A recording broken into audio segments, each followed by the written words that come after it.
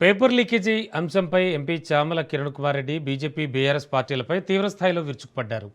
కేంద్రంలోని మోడీ ప్రభుత్వంపై అలాగే రాష్ట్రంలోని ప్రతిపక్షాలపై ఆయన విమర్శనాస్త్రాలు సంధించారు. మే మొదటి వారంలో నీట్ పేపర్ లీక్ జరిగితే జెన్జీ యువత రోడ్లపైకి వస్తేనే కేంద్రం చర్యలు తీసుకుందని ఆయన దుయ్యబట్టారు. తెలంగాణలో కాంగ్రెస్ ప్రభుత్వం వచ్చాక 67,000 ఉద్యోగాలు ఇచ్చామని, ఒక్క చిన్న పొరపాటు కూడా జరగలేదని స్పష్టం చేశారు. కానీ బీఆర్ఎస్ హయాంలో గ్రూప్ 1 10వ తరగతి పేపర్లు లీక్ అయ్యాయని గుర్తు చేశారు. రేవంత్ రెడ్డి ప్రభుత్వంపై బీజేపీ బీఆర్ఎస్ నాయకులు చేస్తున్న దుష్ప్రచారాన్ని ప్రజలు నమ్మరని, వాస్తవాలు తెలుసుకుని మాట్లాడాలంటూ ఎంపీ చామల హెచ్చరించారు.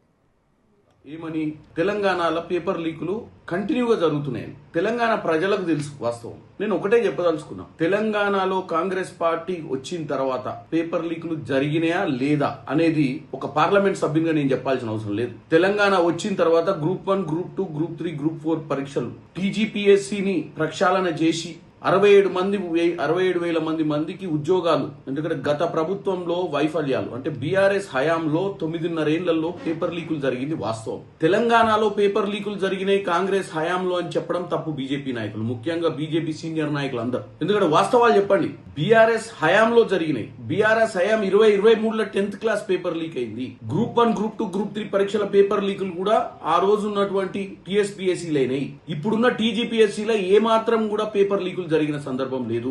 ఏ సందర్భంలో కూడా ముఖ్యమంత్రి రేవంత్ రెడ్డి గారు పిల్లల భవిష్యత్ గురించి, పిల్లల భవిష్యత్ కి సంబంధించిన అంశాల గురించి చాలా కీలకంగా వివరించారు.